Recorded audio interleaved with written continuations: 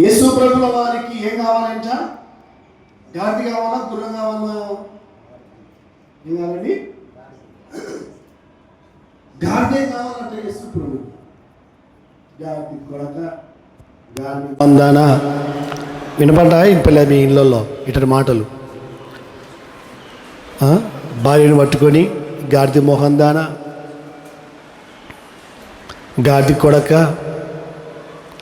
నేను అన్నాను, ఏరా మీ అమ్మ నేను గాడిద కొడక అంటానే మత్స్సుగట్ట అనుకున్నాను అంటాడు. పిల్లని అడిగితే నన్ను మచ్చలు కంటారు అంకుల్, మా అమ్మ గాడిద కొడక, మా నాయన గాడిద కొడక, నన్ను మచ్చలు కంటారు అంకుల్ అంటారు. ఎందుకంటారు ఆ మాట? బాగా పని చేసినప్పుడు అంటారా, పనికి మాలినప్పుడు అంటారా? పనికి మాలినప్పుడే కదా. ఏ పనికి చేత కాకుండా పనికిమాలంగా జీవించేటువంటి పనికిమాలతో సహవాసం చేస్తూ ఉన్న వాళ్ళను గాడిద కొడుక అంటారు. ఈ గాడిద ఎవరికి కావాలంట? ఎవరికి కావాలంట అండి?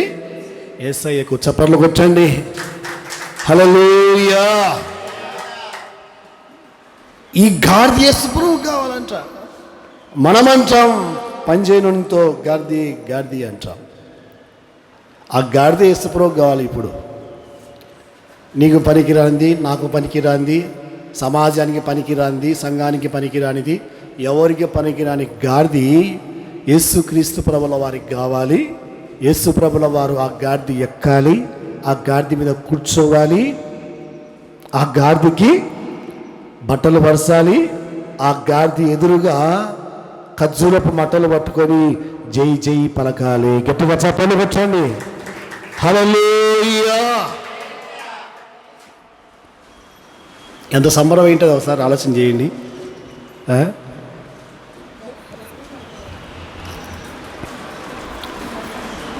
నాకు ఏ రోజు కూడా బట్టలు పడిచిన మానవులే కాదు, మనసులో అనుకుంటుంది గాడిది. ఏ రోజు కూడా నాకు ఇంటి దగ్గరికి వచ్చి నా కొట్టే వాళ్ళే కానీ, తరిమే వాళ్ళే కానీ, రా గాడిది అని వచ్చి బట్టలు పడిచిన దాఖాలే లేవు. ఎప్పుడైతే యేసు ప్రభుల వారు నా భుజాల మీద ఎక్కాడో, నా వీపు మీద ఎక్కాడో, అప్పుడు ఇప్పుడు నాకు బట్టలు మార్చడమే కాదు కానీ జేజేలు పలుకుతూ ఉన్నారు. హల్లెలూయా. ఎంత ఫీల్ అయింటుంది, ఎంత హ్యాపీగా దేవునికి బిడ్డలారా సంతోషంగా అనుకొని ఉంటుంది. ఆ రీతిగా యేసుక్రీస్తు ప్రభుల వారు కట్టబడిన గాడిదని తీసుకొని వచ్చిన తర్వాత గాడిద మీద కూర్చున్నప్పుడు ఖర్జూరపు మట్టలు పట్టుకున్నటువంటి వారు ఏమంటున్నారంటే, ఇశ్రాయేలు రాజు ఖర్జూరపు మట్టలు పట్టుకొని ఆయనని ఎదుర్కొనబోయి జయము ప్రభు పేరిట వచ్చుచున్న ఇశ్రాయేలు రాజు స్తుతింపబడునుగాక అని కేకలు వేసిరి. హల్లెలూయా. గాడిద మీద వచ్చేటువంటి యేసుక్రీస్తు ప్రభుల వారిని ఇశ్రాయేలు రాజు స్తుతింపబడునుగాక. దేవుని యొక్క బిడ్డలారా, గుర్రాల మీద, రౌతుల మీద, లేకపోతే సింహాల మీద, ఏనుగు మీద, ఒంటె మీద, చిరుతపూలి మీద, సింహం మీద, గుర్రం మీద వచ్చిన రాజులు మనం చూసింటాం పేపర్లలో, టీవీలలో, లేకపోతే చరిత్రలో. అయితే మన రాజు దేని మీద వస్తూ ఉన్నాడంటే గాడిద మీద వస్తున్నాడు. హల్లెలూయా. ఎందుకు యేసు ప్రభుల వారు గాడిదనే కోరుకున్నాడు, గాడిద మీదనే కూర్చున్నాడు, గాడిద మీదనే ఎక్కాడు, గాడిద మీదనే యేసు ప్రభుల వారు ఎందుకు వస్తూ ఉన్నాడంటే దీనికి సూచన, గుర్తు ఏమిటంటే ఆయన సాత్వికుడు, దీన మనస్సు గలవాడు అని అర్థం. హల్లెలూయా. ఆయన ఆకాశ మహాకాశములు పట్టజాలని మహిమగల దేవుడు అయినప్పటికీ ఎందుకు గాడిని కోరుకున్నాడంటే, ఎంత దీనాతి దీనము ఆయన కలిగిన మనసు మనకు అక్కడ కనపడుతుంది. హల్లెలూయా. రాజు గుర్రం మీద వస్తే, స్వారీ చేసుకుంటూ గుర్రం మీద వస్తే గొప్ప రాజు అంటాం. అయితే మన రాజు, మనం ఆరాధిస్తున్నటువంటి ఇశ్రాయేలు రాజు, మనం ఆరాధించేటువంటి మహిమగల రాజు, మనం ఆరాధించేటువంటి యూదుల రాజు, మనం ఆరాధించేటువంటి రాజులకు రాజైనటువంటి మహారాజు, మంచి మనస్సున్నటువంటి ఈ గొప్ప రాజు ఏం కోరుకుంటున్నాడంటే గాడిని కోరుకుంటున్నాడు. హల్లెలూయా. దేవునికే బిడ్డలారా, బైబిల్ చెప్తూ ఉంది ఇశ్రాయేలు రాజు అంట, నీతిగల రాజు, మహిమగల రాజు, యూదుల రాజు, గొప్ప రాజు, రాజులకే రాజు, ప్రభువులకే ప్రభువు, the king of king, lord of lord. మనం ఆరాధిస్తున్న దేవుడు రాజులకు రాజు అయినప్పటికీ కూడా ఒక గాడిని ఎందుకు కోరుకున్నాడంటే, ఆయనకు అంతగా తగ్గింపు ఉంది. హల్లెలూయా.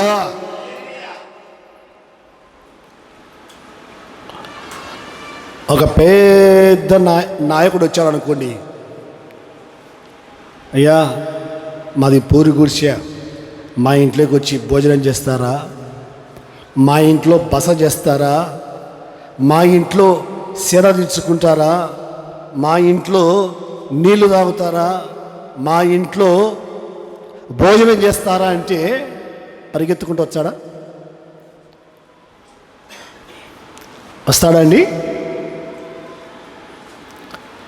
ఒక నాయకుడు రావాలి అంటే ఎన్నో వసతులు ఉండాలి. హల్లెలూయా, హల్లెలూయా. సుధాకరను ఒకసారి ఒక ముస్లిమే వచ్చి, అన్న మా ఇంటికి ప్రార్థనకు మిమ్మల్ని పిలుచుకోవాలని ఆశ ఉంది, కాకపోతే మా ఇంట్లో బండలు లేవన్నా మట్టి అని చెప్పింది. మట్టి, యేసు ప్రభుల వారు మట్టి చూడడు బండలు చూడమ్మా, నీ మనసు చూస్తాడు.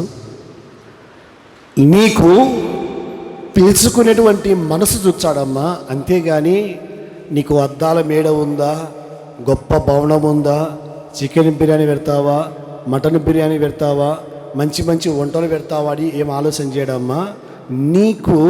నువ్వు ఎంత దీనంగా ఉన్నా, నీకు ఎవరు లేకపోయినా, నీకు ఏమీ లేకపోయినా, ఉండటానికి ఇల్లు సరిగా లేకపోయినా, మన దేవుడు సాత్వికుడు, దీన మనస్సు గలవాడు గనక ఆయన దాసుడనైన నేను కూడా నువ్వు ఎక్కడికి రమ్మంటే అక్కడికే వచ్చి నీ ఇంటిలో ప్రార్థన చేస్తాను. హల్లెలూయా.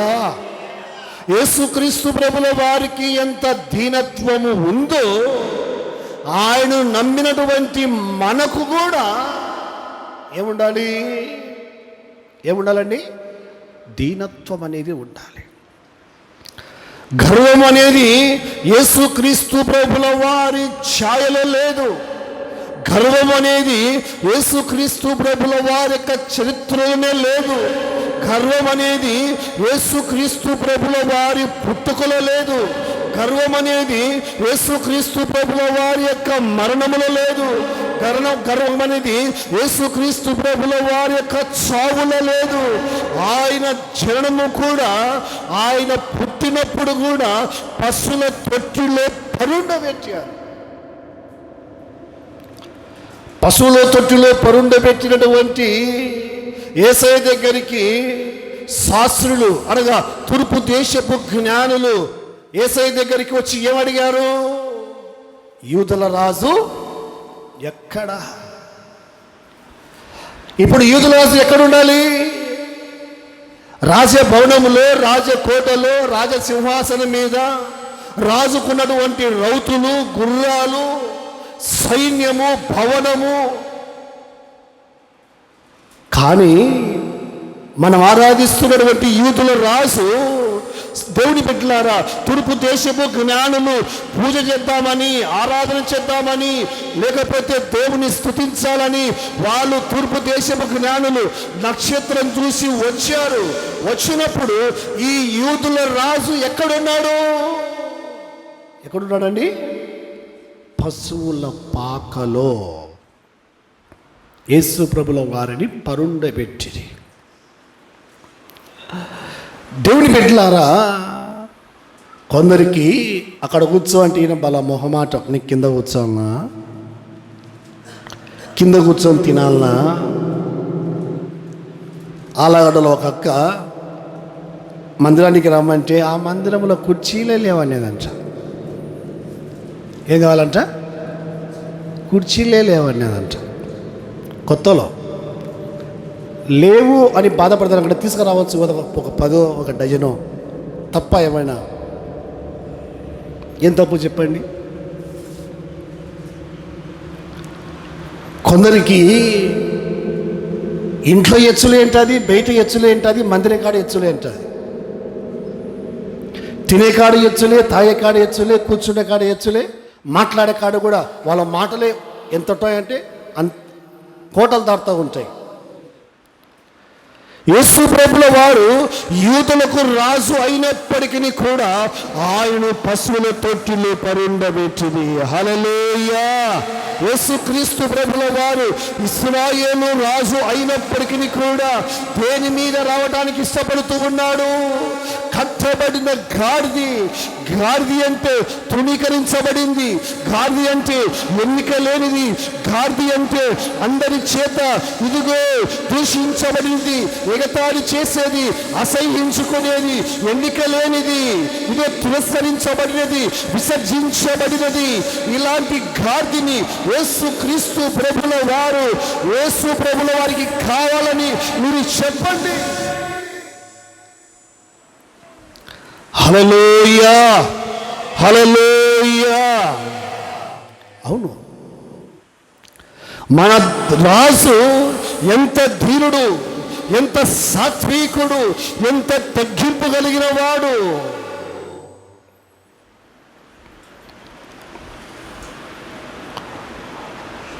మా ఊర్లో 10 ఎకరాలు పొలం ఉంటే అయిపోయా. తెల్ల పంచ, తెల్ల షర్టు, గోల్డ్ సీక్రెంట్, పైజోలే నాల.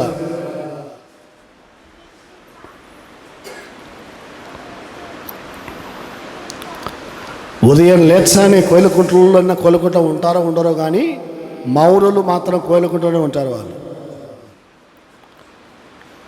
కనబడతారు.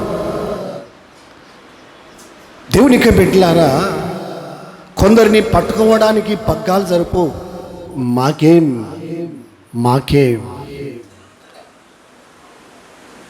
మనం యేసు ప్రభుల వారు నమ్ముకున్న తర్వాత ఆయన ఎలాంటి దీనుడో ఆ దీనపు వస్త్రాలను దేవుని పిల్లలమైన మనము కూడా ధరించుకోవాలి.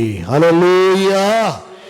ఆయన దీనుడు గనుక, సాత్వికుడు గనుక బైబిల్లో మనకు అక్కడే కనపడుతుంది. చూడండి, మత్తయి రాసిన సువార్త 21వ అధ్యాయంలో మనం చూసినట్లయితే చక్కగా కొన్ని మాటలు కనపడతాయి. చూడండి,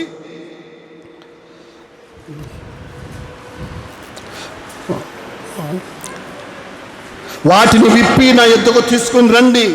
ఎవడైనను మీతో ఏమైనను అనిన ఎడల అవి ప్రభువునకు కావలసినవని చెప్పవలను.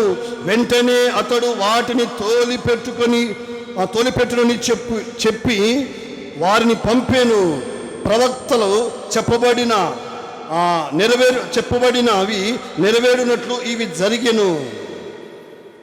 అదేమనగా, ఇదిగో నీ రాజు సాత్వికుడై గాడిదను, భారవాహిక పశువు పిల్లైన చిన్న గాడిదని ఎక్కి నీ యొద్దకు వచ్చుచున్నాడని సీయోను కుమారుతో చెప్పుడి. గట్టిగా చప్పలు కొట్టండి. హల్లెలూయా. ఎలాగ వస్తూ ఉన్నాడు యేసు ప్రభుల వారు? గాడిద మీద నీ దగ్గరికి వస్తూ ఉన్నాడు. సియోను కుమారుతో చెప్పండి. సియోను కుమారి అనగా దేవుని సంఘం, దేవుని ప్రజలు, దేవుని పిల్లలు.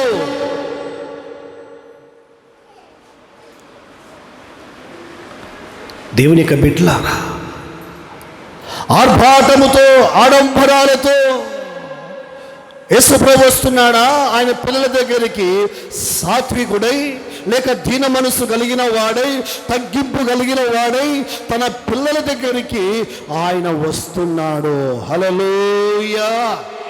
పేద ఇన్నోవా కారు వేసుకొని, ఫార్చునర్ కారు వేసుకొని మా ఇంటి కాడికి వచ్చారనుకోండి, అలాంటి వ్యక్తి దగ్గరికి వెళ్ళాలంటే భయం వేస్తుంది, భయం వేయదా? అంతే కదా. యేసుప్రభు గాడిద మీద ఎందుకు వస్తున్నా అంటే, చిన్నవారేమి పెద్దవారేమి, ఉన్నవాడేమి లేనివాడేమి, ఉద్యోగం ఉన్నవాడేమి ఉద్యోగం లేనివాడేమి, ధనవంతుడేమి దరిద్రుడేమి, పేదవాడేమి ఉన్నవాడేమి, ఎట్టివాడైనా యేసు ప్రభుల వారి దగ్గరికి రావటానికి. హల్లెలూయా. ఎందుకంటే ఆయన దీనత్వంతో వచ్చాడు కాబట్టి, ఎలాంటి లేని వారైనా, ఎలాంటి లేని స్థితిలో ఉన్నా వారి దగ్గరికి యేసు ప్రభు వస్తున్నాడు. గొప్పల ఇంటికి వస్తారు, అవునా? లేనోళ్ళ ఇంటికి రారు. అయితే మనం నమ్మినటువంటి మన రాజు, మహిమగల రాజు, యూతుల రాజు, ఇశ్రాయేలు రాజు, గొప్ప రాజు, నీతికి రాజు అని జకరియా గ్రంథములో 9వ వచనములో మనకు ఆ మాట కనపడుతుంది.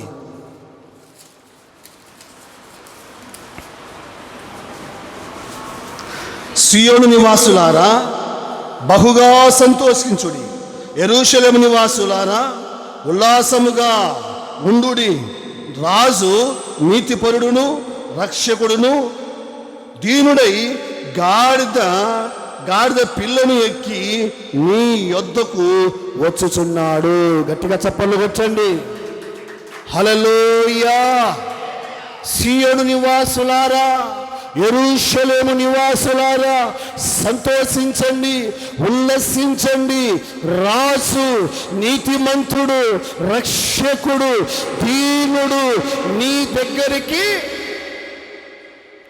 వచ్చుచున్నాడు. హల్లెలూయా. మనం ఆరాధిస్తున్న యేసు ప్రభు పుట్టినప్పుడు రాజే, సచ్చినప్పుడు రాజే, తిరిగి లేచినప్పుడు రాజే, మరలా తిరిగి వచ్చేటప్పుడు రాజే. హల్లెలూయా. పుట్టినప్పుడు తూర్పు దేశపు జ్ఞానులు వచ్చి అడిగారు లేదా? తూర్పు దేశపు జ్ఞానులు వచ్చి యూదుల రాజు ఎక్కడా? చనిపోయే ముందు కూడా గాడిద మీద ఎక్కి యేసుక్రీస్తు ప్రభుల వారు అంటున్నారు, యూదుల రాజు స్తుతింపబడును గాక. హల్లెలూయా. ఆయన చనిపోయిన తర్వాత కూడా సిలువ మీద కొన్ని అక్షరాలు ఉంటాయి, యూదుల రాజు అని. పిలాతు అంటాడు, నువ్వు రాజువా? యేసుప్రభు ఏమంటాడు? Yes, I am a king. నువ్వు అన్నట్టు నేను రాజును. దేనికి రాజువు? ఏ దేశానికి రాజువు? ఏ పట్టణానికి రాజువు అంటే, నేను సత్యానికి రాజును. చప్పట్లు కొట్టండి. హల్లెలూయా. నేను నీతికి రాజును, నేను సాత్వికుడును, దీన మనస్సు గలవాడును, ఇశ్రాయేలు రాజును, యూదుల రాజును. ఎక్కడైతే సత్యము, సమధర్మము, న్యాయము ఎక్కడైతే ఉంటుందో అదే నా రాజ్యం. నా రాజ్యములో ఆవులు సింహాలు కలిసి ఏం చేస్తాయండి? నీ పాలనలో ఆవులు సింహాలు పచ్చికమేయగా బాలుడు తోలును. పాలనలో ఆవులు సింహాలు పచ్చిక మేయగా బాలుడు తోలును లోకమంతయు యేసు కృపతో పాలనలో లోకమంతయు యేసు కృపతో పాలనలో యేసయ్యా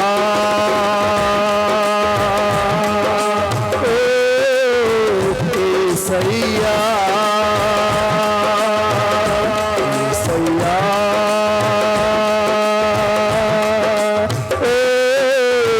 యేసయ్యా నీవే నా రారాజు మహారాజు నీవే నా రాజు ఆనయ్యున్న రాజు యేసయ్యా భూమి ఆకాశములు లయమైపోవును సూర్య చంద్రునే చీకటి కన్నును భూమి ఆకాశము లయమైపోవును సూర్య చంద్రునే చీకటి కన్నును యుగ యుగములకు ప్రభుడము నీవే తరతరములకు రాజు నీవే యుగ యుగములకు ప్రభుడము నీవే తరతరములకు రాజు నీవే యేసయ్యా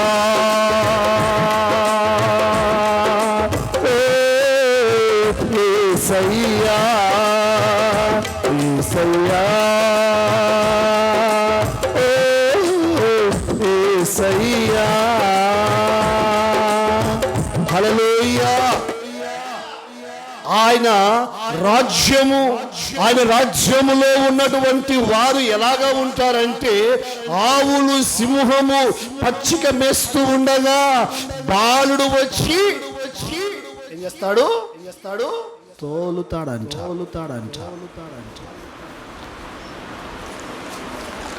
ఇది సత్యమా అసత్యమా? చూడండి, యెషయా గ్రంథములో ఆ మాటలు కనిపిస్తాయి మనకు.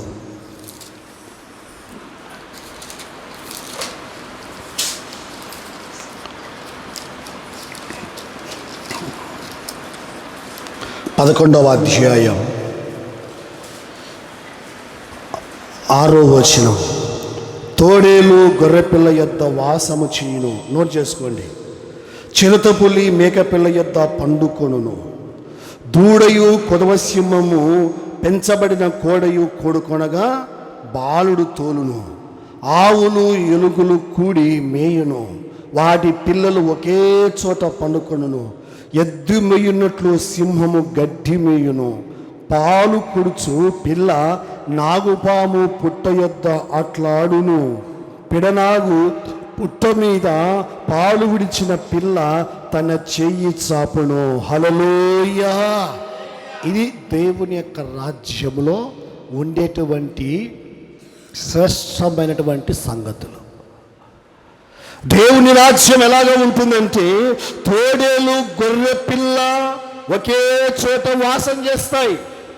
చిరుతపుల్లి మేకపిల్ల ఒకే చోట పడుకుంటాయి. దూడ కొదవ సింహము పెంచబడిన కోడయు కూడుకొనగా బాలుడు వచ్చి తోలుతాడు. ఆవులు ఎలుగులు కూడి మేయును. వాటి పిల్లలు ఒకే చోట పండుకొనును. ఎద్దులు మేయినట్లు సింహము గడ్డి మేయును. హల్లెలూయా, హల్లెలూయా. ఆయన నీ ఇంటికి రాజుగా ఉన్నప్పుడు, ఆయన నీ సంఘానికి రాజుగా ఉన్నప్పుడు, ఆయన నీ గ్రామానికి రాజుగా ఉన్నప్పుడు, ఆయన నీ పట్టణానికి రాజుగా ఉన్నప్పుడు, ఆయన నీ దేశానికి రాజుగా ఉన్నప్పుడు, ఎలాగైతే తోడేలి గొర్రె పిల్ల కూడుకొని వాసం చేస్తాయో ఆ రీతిగా కలిసి ఉంటారు. ఎవరు ఇక్కడ తోడేలు ఎవరు అనుకుందాం, గొర్రెపిల్ల ఎవరు అనుకుందాం?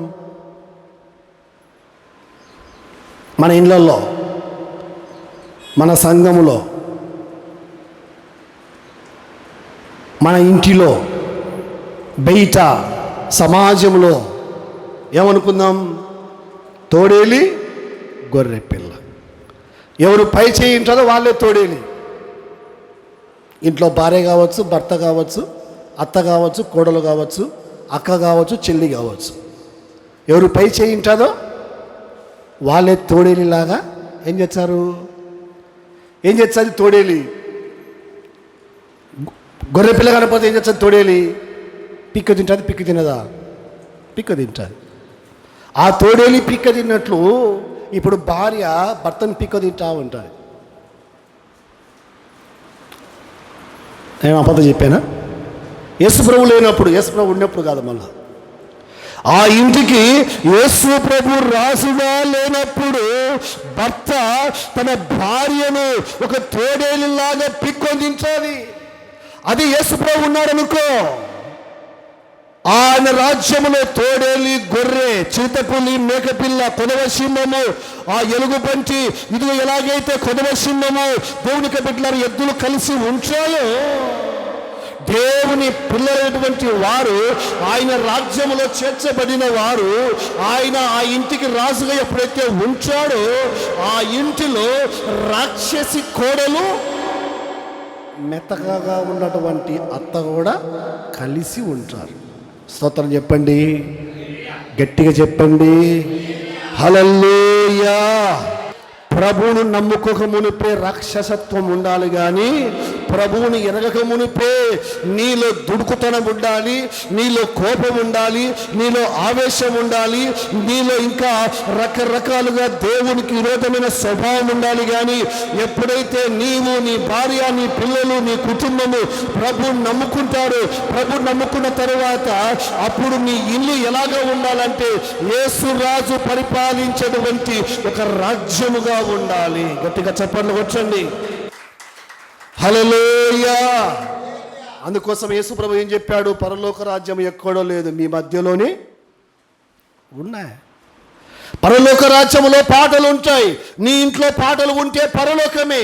పరలోక రాజ్యములో ఆరాధన ఉంటుంది. మీ ఇంట్లో ఆరాధన ఉంటే పరలోకమే. పరలోక రాజ్యములో స్తుతి ఉంటుంది. నీ ఇంట్లో స్తుతి ఉంటే పరలోక రాజ్యమే. స్తుతి లేకుండా సుత్తి అనుకో, సుత్తి. కొందరు ఎప్పుడు సుత్తి కొడతా ఉంటారు. ఆరాధన ఉండాలి, అరుపులు కాదు. స్తుతి ఉండాలి, సనుగు కాదు. ఎప్పుడైతే నీ ఇంటికి, కొందరు ఏం చేస్తారంటే ఈ ఇంటికి యేసు ప్రభువే ఈ గృహమునకు అధిపతి. ఎవరంట? యేసు ప్రభువే ఈ ఇంటికి, ఈ గృహమునకు అధిపతి అని. నేను కొత్తగా ప్రభువుని నమ్ముకున్నప్పుడు క్రైస్తవుల ఇంటికాడికి పోతే ఏ ఇంట్లో చూసినా కూడా ఈ ఇంటికి అధికారి యేసు ప్రభువే, ఈ ఇంటికి అధికారి యేసు ప్రభు. అమ్మ, నేను నిజమే అనుకున్నా. ఉత్త బోర్డు అలిగించాడు అంతే. అధికారం వల్ల ఇంట్లో కోడలదే, అధికారం వల్ల ఇంట్లో అత్తదే. అంటే అత్తని కాదు, కోడలని కాదు, భర్తని కాదు, ఎవరన్నా కానీ ఎవరు పై చేయి ఉంటుందో వాళ్ళే పెత్తనం చేస్తూ ఉంటారు. ఎప్పుడైతే యేసుప్రభు నమ్ముకుంటామో అప్పుడు ఎవరి మీద ఎంత మాత్రము పెత్తనం చేయకూడదు. హల్లెలూయా. భర్త మీద భార్య చేయకూడదు, భార్య మీద భర్త చేయకూడదు, అత్త మీద కోడలు చేయకూడదు, కోడల మీద అత్త చేయకూడదు, విశ్వాసుల మీద సేవకుడు చేయకూడదు, సేవకుడి మీద విశ్వాసులు చేయకూడదు. ఎందుకంటే మనమందరము దేవుని రాజ్యంలో కట్టబడినటువంటి వారము కాబట్టి మన రాజు ఎవరు? యేసు ప్రభు. మనమందరము దేవుని పిల్లలము. ఎక్కడెక్కడి నుంచి వచ్చిన తర్వాత మనమందరం ఎలాగ ఉండాలంటే ఆ తోడేలి, గొర్రెపిల్ల, చిరుతపులి, మేకపిల్ల, దూడ, కొదవ సింహము ఎలాగైతే కలిసి ఉంటున్నాయో దేవుని యొక్క బిడ్డలారా, దేవుని పిల్లలైనటువంటి వారు కూడా అలా కలిసి ఉండడము, అది దేవుని యొక్క రాజ్యము, దేవుని యొక్క సంఘము, దేవుని యొక్క ఇల్లు, దేవుని యొక్క పట్టణము, దేవుని యొక్క నగరము. గట్టిగా చప్పట్లు కొట్టండి. హల్లెలూయా.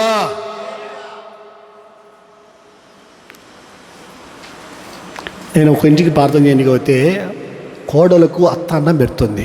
మా చాలా మంచిది అనుకున్నా నేను. అత్తకు కోడలు పెట్టాలన్నా, కోడలకు అత్త పెట్టాలన్నా అన్నం? అత్తకు కోడలికే అత్త పెడుతుంది ఇక్కడ. కానీ ఏం చేయాలా? అత్తకు కోడలు పెట్టాలి కదా అన్నం. నేను తర్వాత అడిగిన, ఏమ్మా చిన్నదానివి, కోడలివి, నువ్వా అత్తకు పెట్టాల్సింది, నీకే మీ అత్త పెట్టుకొచ్చిందంటే ఆమె నవ్వి, నీకు అట్టార్థమైంది అనిది. ఇంకెట్టార్థమైంది తల్లి, మా అత్త ఎంత పెడితే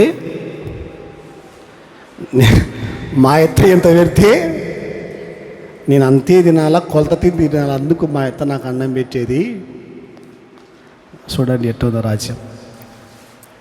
మళ్ళీ వీళ్ళు యేసుప్రభు నమ్ముకునే వాళ్ళు కొందరికి తినడం చేత కాదు, తినేవాళ్ళని చూస్తే అంత తిన్నావు, ఇంత తిన్నావు. సంపాదించే చేత కాదు, సంపాదించే వాళ్ళని చూస్తే ఓర్చలేరు.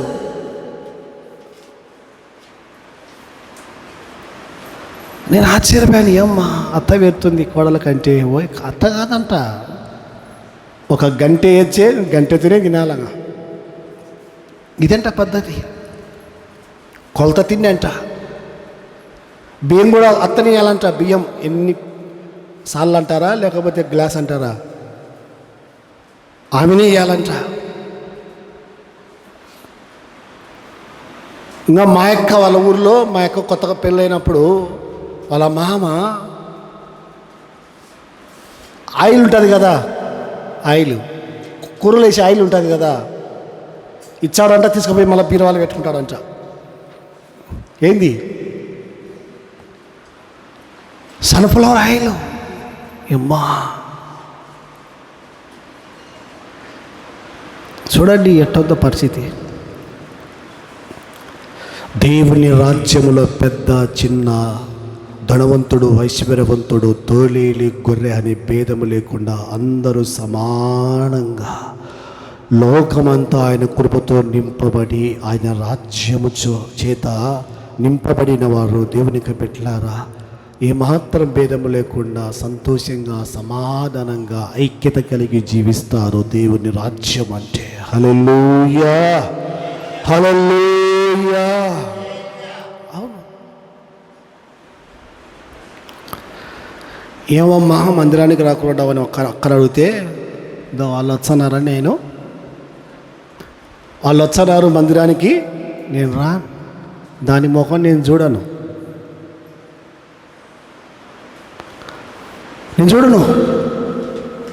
ఇల్లు మళ్ళా దేవుని పిల్లలంట, విశ్వాసులంట, పరిశుద్ధులంట. వీళ్ళు మళ్ళీ బల్లలో పాల పంపులు పొందుతారంట, ప్రభు యొక్క రక్త మాంసాల్లో పాల పంపులు పొందుతారంట. వీళ్ళకు దేవుని రాజ్యం కావాలంట. పొరపాటున యేసు ప్రభు ఇలాంటి వాళ్ళు పరలోక రాజ్యం పెడితే అక్కడ కూడా కొట్టుకొని సచ్చారు. దేవదూతలు విడిపించడానికి అల్లాడిపోతారు అక్కడ.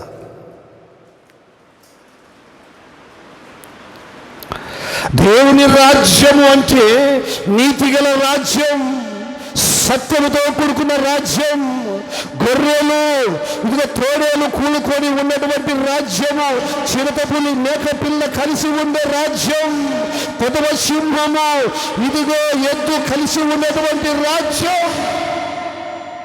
ఆ రాజ్యములో ఆకలి ఉండదు, తప్పిక ఉండదు, కరువు ఉండదు, కష్టాలు ఉండవు, శ్రమలు ఉండవు, పిగులాటలు ఉండవు, కొట్లాటలు ఉండవు, అల్లర్లు ఉండవు, చీకటి ఉండదు. ఆయన రాజ్యము నిత్యము. ఆ రాజ్యానికి యేసు ప్రభు వెలుగై ఉంటాడు. గట్టిగా చెప్పండి వచ్చండి. హల్లెలూయా. అలాంటి రాజు మన దగ్గరికి దీనుడై, సాత్వికుడై, దీన మనసు కలిగిన వాడై, నీతిమంతుడై, రక్షకుడై, గాడిద మీద ఎక్కి, సీయోను నివాసులారా ఆయన మీ యొద్దకు వచ్చుచున్నాడు. హల్లెలూయా! ఇలాంటి రాజు, ఇలాంటి చక్రవర్తి, ఇలాంటి నాయకుడు, ఇలాంటి అధిపతి, ఇలాగా నడిపించేటువంటి నాయకుడు భూ ప్రపంచంలో ఎక్కడ వెతికినా కనిపించడు. ఇలాంటి సాత్వికుడైన రాజు, ఇలాంటి దీనత్వం కలిగిన రాజు, ఇలాంటి తగ్గింపు కలిగిన రాజు, ఇలాగ ప్రాణం పెట్టే రాజు, ఇలాగ పశువుల పాకలో జన్మించిన రాజు. మన రాజు పెత్తనం చేసే రాజు కాదు, మన రాజు సమాధానపరిచే రాజు. గట్టిగా చప్పట్లు కొట్టండి. హల్లెలూయా! మన రాజు సమాధానపరిచే రాజు, అందరూ కలిసి ఉండాలి అని కోరుకునే రాజు మన రాజు. తోడేలు కావచ్చు, గొర్రె కావచ్చు, చిరుతపులి కావచ్చు, మేకపిల్ల కావచ్చు, లేకపోతే ఎద్దు కావచ్చు, కొదవ సింహము కావచ్చు.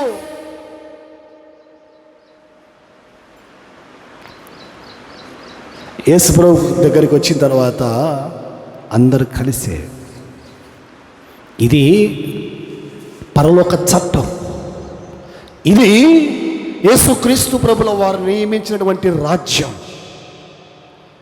ఇలాంటి రాజ్యానికే యేసు ప్రభు రాజు. హల్లెలూయా! ఇలాంటి ఇంటికే యేసు ప్రభు రాజు, ఇలాంటి సంఘానికే యేసు ప్రభు రాజు.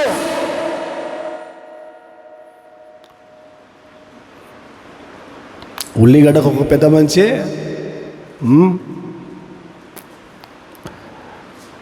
కొన్ని ఇళ్ళల్లో వయబ్బా రకరకాలు కొట్టారు. ఎంత భేదమో, ఎంత వ్యత్యాసమో, ఎంత చిన్న చూపో, ఎంత స్వార్థమో, ఎంత అసూయనో, ఎంత వ్యసనము. దేవునికి బిడ్డలారా, మన రాజు ఎలాంటి రాజు అంటే సింహము గడ్డి మేస్తుందంట. అలాంటి రాజు యేసుప్రభు దగ్గరికి వచ్చిన తర్వాత, సింహమా నువ్వు గడ్డి మేయంటే మేయాల్సిందేగా, నేను మేయనంటే మాంసం నీకు పండ్లే ఉండవు, తర్వాత ఉంటాయా? ఉండవు. మేము సేవకు వచ్చిన తర్వాత సుధాకరణ మాకు అదే చెప్పాడు, ఇది తినను, ఈడ ఉండను, ఇది తాగను అని పొరపాటును కూడా రాకూడదు మన నోట్లో నుంచి. వాళ్ళు ఏమి ఇచ్చినా మనం తీసుకోవాలి, వాళ్ళు ఎక్కడ కూర్చోబెట్టినా అక్కడ కూర్చోవాలి, వాళ్ళు ఏమి తినడానికి మనకిచ్చినా మనం తినాలి. కొందరు ఎవరిని తెచ్చారనుకోండి, ఏ అంతా. హైదరాబాద్ నుంచి ఒక ఆయన వచ్చాడు, ప్రతాప్ అంకుల్ అని, లేడు, ప్రభురాజ్యం చేరాడు. దేవుడు చెప్పాడంట, పలాని ప్రాంతానికి వెళ్ళి సువార్త ప్రకటించుకో నైనా అంటే వెళ్ళాడంట. సువార్త చెప్పాడంట, ప్రభుని నమ్ముకున్నారంట. వాళ్ళు సేవకులు కదా అని వాళ్ళు తినే అన్నం తీసుకొచ్చారంట, ప్లేట్లో తీసుకొచ్చారంట. తీసుకొని వచ్చే సీమలు ఉంటాయి కదా, సీమలు ఉడకబెట్టి ఏంచి తీసుకొచ్చి ఇచ్చారంట తినమని. సీమలాహారం అంట. సీమలు, మన అన్నంలో ఒక సీమ కనపడితే మనం ఏమంటామండి? తీసి పడేస్తాం. అలాంటిది సీమలే పెట్టారట ఒక ఆహారంలాగా. వద్దు అంటే ఎక్కడ వాళ్ళు బాధపడతారేమో, అయ్యో తినలేకపోయాడే అని తీసుకొని తిన్నాడంట. నేను కూడా ప్రభు నమ్ముకోక మునుపు బల ఎచ్చులోని బల సొగ్గాని ప్రభు దగ్గరకు వచ్చిన తర్వాత విశ్వాసులు ఏమిచ్చినా ఇది నాకు వద్దు, ఇది నాకు కాదు, కుదరదు అని పొరపాటును కూడా చెప్పాను. అంత తినలేకపోయినా, అంత తాగలేకపోయినా, అంత తీసుకోలేకపోయినా, వాళ్ళు ఇచ్చిన దాంట్లో కొంచెమైనా నా బాడీకి సరిపోయేంత నేను పుచ్చుకుంటాను, తీసుకుంటాను. ఎందుకంటే ఒకే రోజు టీ ఇచ్చారు, పాలు ఇచ్చారు, కూల్ డ్రింక్స్ ఇచ్చారు, మజ్జిగ ఇచ్చారు, థమ్స్అప్ ఇచ్చారు, స్ప్రైట్ ఇచ్చారు, చికెన్ పెడతారు, పాయసం పెడతారు, గోబీ పెడతారు.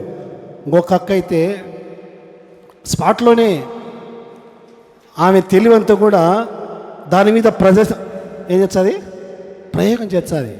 తినున్నా అంటుంది. ఏంటి ఒక్క అంటే పేర్లు చెప్తుంది, దాని పేరు తెలుదు నాకు, బాగుంటుంది అన్న తినున్నా అంటుంది. ఇంత వద్దు లెక్క, కాస్త దీంతాం లెక్క అంట. ఎంత ఉంది లేనా, ప్రభు కృపను బట్టి సన్నగొండ కూడా ఏం తిన్నా కూడా రివర్స్ అయితే కావు. దేవునికి స్తోత్రం. హల్లెలూయా, హల్లెలూయా. ఎందుకు ఈ మాటలు చెప్తున్నానంటే మన రాజ్యం పరలోక సంబంధమైనది. మనము రారాజు పిల్లలం. మన రాజు యేసు ప్రభు. కాబట్టి యేసు ప్రభు పిల్లలైనటువంటి మనము చిన్నోడు, పెద్దోడు, ఉన్నోడు, లేనోడు, గడుసోడు, లేకపోతే మెతుకోడు అనేటువంటి భేదం లేకుండా అందరూ సమానంగా దేవుని యొక్క బిడ్డలారా దేవుని యొక్క రాజ్యములో, సంఘములో మనం ఉండాలి. హల్లెలూయా. నేను అందుకే మీరు చూస్తున్నారో లేదో కానీ నాకు ఏదైనా విశ్వాసం ఇచ్చినప్పుడు వాళ్ళ పేర్లు చెప్పను, వాళ్ళ ఊళ్ళు చెప్పను, కేవలము వ్యక్తిగతంగా ప్రార్థన చేస్తాను, అంతే అంతే. పోయిన సోమవారం అన్నలు పిలిపించి ఇది వేయించాను, పొడిగించాను, ఈ కడ్డీలు తీసి జోలో 1000 రూపాయలు పెట్టి ఇటుకలు తెప్పించి సిమెంట్ తెప్పించి పేరిపించాను. ఇంకా డబ్బులు లేవు నా దగ్గర అని బయట పాలిసి బిల్లలు ఉన్నాయి నా నల్లవి, ఇంటికి తెచ్చినట్టు మిగిలినాయి కదా, అవి ఎగ్జాములేనా అని చెప్పాను. చెప్తే లేదులేనా పులిపీచు మీద పాలిసి బిల్లలు అవి చెట్టు కావులే, అవి తీసుకొచ్చాములేనా అని అన్న చెప్పాడు. డబ్బులు కావాలిగా. అద్భుతకరంగా దేవుడు సహాయం చేశాడు. గట్టిగా చప్పట్లు కూర్చోండి. హల్లెలూయా, హల్లెలూయా. ఎందుకంటే ఇది పని ఎవరిది? దేవునిది. అంతే. దేవుడే సహాయకుడు. ప్రతి విషయంలో కూడా దేవుడే సహాయకుడు. నేనే మనోహర్ అన్న ఒక సాక్ష్యం చెప్పాడు నాకు వ్యక్తిగతంగా. కాలువ దగ్గర ప్రార్థన చేస్తున్నాడు, తిన్నీకి లేక, ఉండటానికి ఇల్లు లేక కాలువ దగ్గర ప్రార్థన చేస్తూ ఉన్నాడంట. గంటల తరబడి ప్రార్థన చేస్తున్నాడు ఒక సేవకుడు. ప్రార్థన చేస్తూ ఉంటే ఆ కాలువలో నుంచి కట్టెలు, జమ్ము, సరుకులు, కూరగాయలు ఆ కాలువను కొట్టుకొని వచ్చానాయంట. ఎవరికండి? సేవకుని దగ్గరికి. హల్లెలూయా. ఒక సేవకుడు చెప్పాడు తినడానికి అన్నం లేక అప్పటికి 3 రోజులు అయిందంట. 3 రోజులు అయిందంట అన్నం లేక. పాపకు పాలు దాబ్దామంటే తల్లి దగ్గర పాలు లేవు, బరుగొడ్డు పాలు లేవు. భార్య సేవకుడు కదా ఓడ్చుకుంటాడు. భార్య చెప్పిందంట, పోయి రాపో, అక్కడ పోయి రాపో, ఇక్కడ పోయి రాపో, ఎవరైనా అప్పటికి రాపో అని చెప్పిందంట. ఎందుకంటే స్త్రీ బలహీనమైన ఘట్టం, తిండికాడ ఓడ్చలేరు. చెప్తే వెళ్ళాడంట దైవ సేవకుడు. సాక్ష్యం చెప్తే విన్నా. ఆయన పేరు బాబన్న, ఒకప్పుడు నక్సలైట్.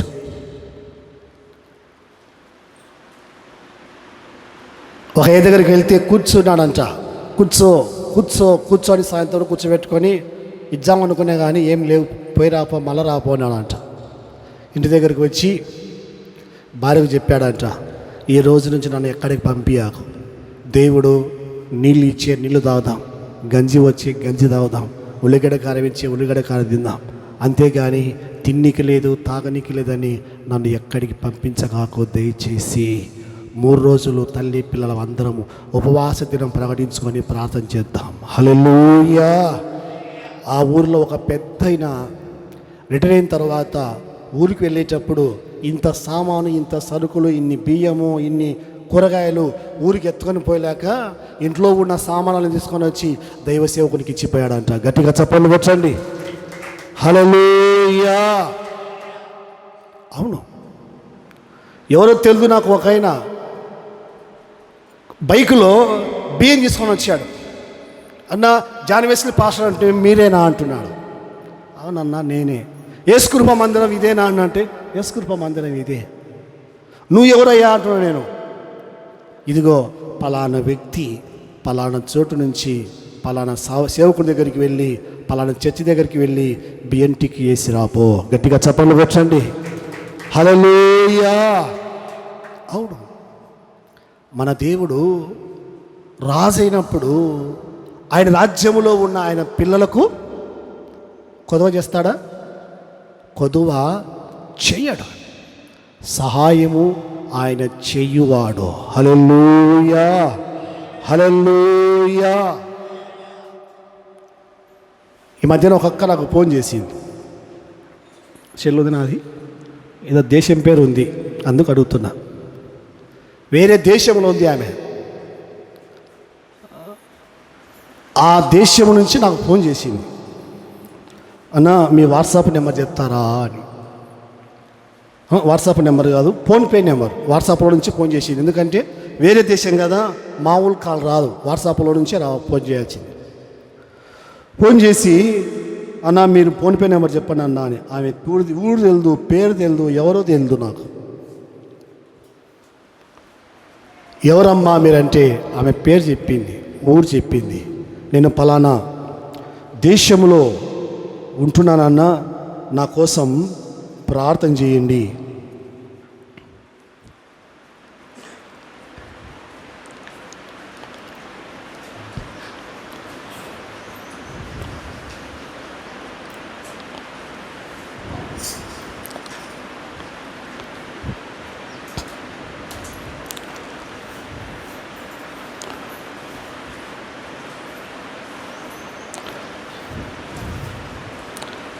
డిలీట్ అయింది. ఏదో చెప్పింది, దేశం పేరు ఆమె. ప్రభు చిత్తమైతే నేను మీ చర్చి దగ్గర కూడా వస్తాను. గట్టిగా చప్పట్లు కొట్టండి. హల్లెలూయా. నేను ఎందుకు ఈ సంగతులు మీకు పంచుకుంటున్నానంటే, దేవుని యొక్క బిడ్డలారా, మనం ఆరాధిస్తున్నటువంటి రాజులకు రాజు, ప్రభులకు ప్రభువు, గొప్ప దేవుడు ఆయన.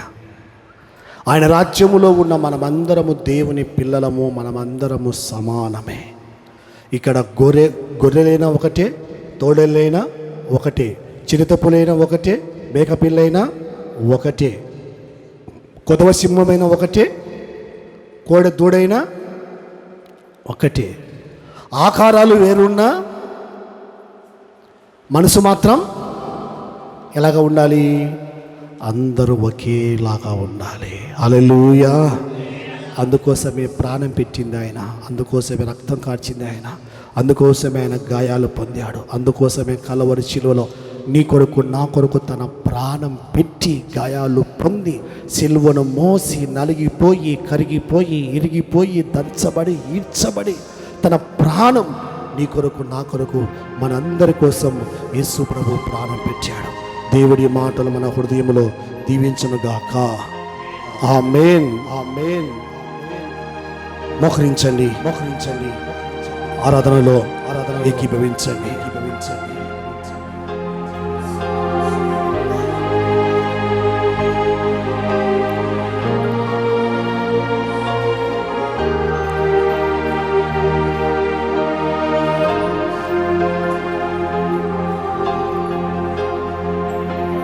చక్కగా మోకరించండి, మోకరించండి, మోకరించండి.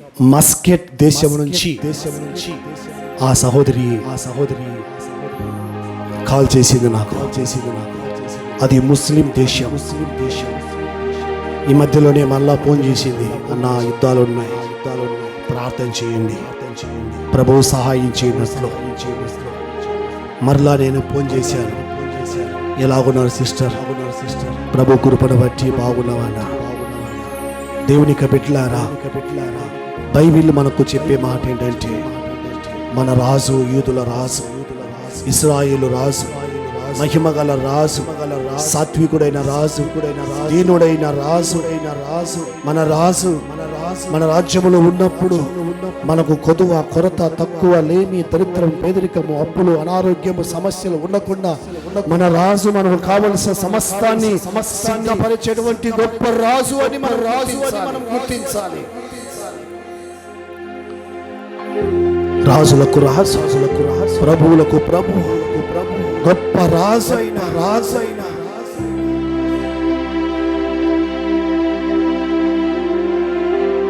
ఆయన రాజ్యములో ఉంటే నీవు ధన్యుడా. ఆయన రాజ్యములో ఉంటే నీకు ఆకలి తప్పిక ఉండదు. ఆయన రాజ్యములో ఉంటే నీకు కొరత ఉండదు. ఆయన రాజ్యములో ఉంటే నీకు చీకటి మరణము ఉండదు. ఆయన రాజ్యములో ఉంటే నీకు కరువు కష్టాలు ఉండవు. ఆయన రాజ్యములో ఉంటే నీకు శాంతి సమాధానమే. ఆయన రాజ్యములో ఉంటే నీకు సంతోషమే. ఆయన రాజ్యములో ఉంటే నీకు ఆనందమే.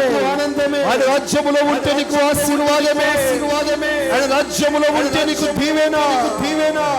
ఆయన తగ్గింపగలిగిన రాజు, దీనుడైన రాజు. తన రాజ్యములో తన పిల్లలను ఆకలి కొననీయడు.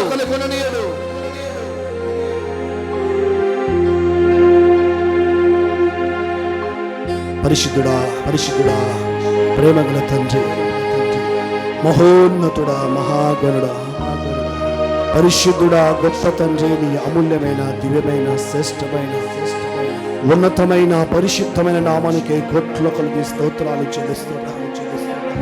అయ్యా నా తండ్రి, ఈ సమయంలో నాయనా నాతో, మాతో, మా అందరితో మీరు మాట్లాడిన గొప్ప మాటలు బట్టి స్తోత్రాలు చెల్లిస్తూ ఉన్నా.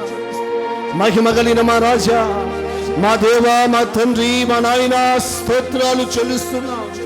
ఇశ్రాయేలు రాజా, యూదుల రాజా, మహిమగల రాజా, సాత్వికుడైన రాజా, దీనుడైన రాజా, ఈ పాదములకు స్తోత్రాలు, నైనా వందనాలు చెల్లిస్తున్నాము తండ్రి. ఈ సమయంలో ప్రభువా, మాతో మీరు మాట్లాడిన గొప్ప మాటలు బట్టి స్తోత్రాలు. మా ఇంటికి నీవే రాజువు, మా సంఘానికి నీవే రాజువు, మా గ్రామానికి రాజువు నీవే, మా దేశానికి రాజువు నీవే. మా తండ్రి స్తోత్రాలు చెల్లిస్తున్నాము. ఇంతవరకు మీరు మాతో మాట్లాడిన గొప్ప మాటలు బట్టి ఉత్తబడిన వాక్యం వ్యర్థం కాకుండా మా గుండెల్లో భద్రపరచండి. అయ్యా నా తండ్రి, బిడ్డలు ఏ ఆశతో, ఏ కోరికతో, ఏమి ఆశించి, ఏ అవసరాలతో, ఏ అక్కలతో వచ్చారో నా ప్రియ సహోదరి సహోదరులందరినీ కూడా ఈ సమయంలో జ్ఞాపకం చేసుకొని మనసారా జీవించండి. గాయపడిన హస్తముతో ఆశీర్వదించండి. గొప్ప తండ్రి స్తోత్రాలు, మహోన్నతుడా స్తోత్రాలు, పరిశుద్ధుడా స్తోత్రాలు, వందనాలు చెల్లిస్తున్నాము తండ్రి. ఈ సమయంలోని మాటలు విన్నటువంటి నన్ను, మమ్మల్ని కూడా జ్ఞాపకం చేసుకోండి. ఏ రోగముతో వచ్చారు, ఏ వ్యాధితో వచ్చారు, ఏ కరువుతో వచ్చారు, ఏ కష్టముతో వచ్చారు, ఏ అసమాధానంతో వచ్చారు, ఏమి పోగొట్టుకొని వచ్చారు, ఏమి కోల్పోయి వచ్చారు, అయ్యా ఈ సమయంలో ఈ గాయపడిన హస్తమును చాపి ఆశీర్వదించండి. ప్రతి వ్యాధి నుంచి, రోగము నుంచి, దరిద్రము నుంచి యేసు నామములో విడిపించండి.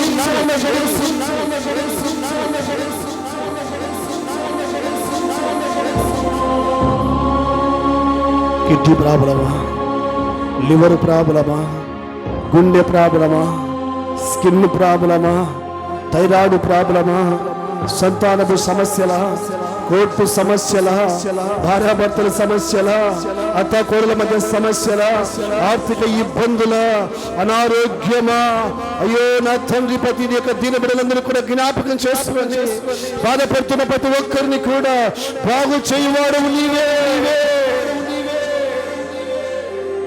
సహాయం చేయండి. నీ పిల్లలు తండ్రి, నా రాజువు నీవే, మా అందరికి రాజువు నీవే తండ్రి. మమ్మల్ని పరిపాలించే రాజు, పోషించే రాజు, నడిపించే రాజు తండ్రి. మీ పాదములకు రాజ్యములో రాజు ప్రాణాలు తీస్తారు కానీ మా కొరకు నాయన ప్రాణం పెట్టి రాజు మాకు దొరికిన తండ్రి స్తోత్రాలు చెల్లించు. మా జీవితంలో చేసిన మేలు బట్టి స్తోత్రాలు. మా కొరకు కరిగిపోయావు, ఇరిగిపోయావు, దంచబడ్డావు, ఈడ్చబడ్డావు, ప్రాణం పెట్టావు తండ్రి. స్తోత్రాలు, వందనాలు చెల్లించు. ఇన్ని మేలు చేసిన నీకు ఏమీ చెల్లించలేక మా స్తుతి ఆరాధన మీ ప్రియకుమారుడు మా రక్షకుడైన యేసయ్య పరిశుద్ధమైన నామములో నీకే సమర్పించి వేడుకుంటున్నాము తండ్రి. ఆమేన్.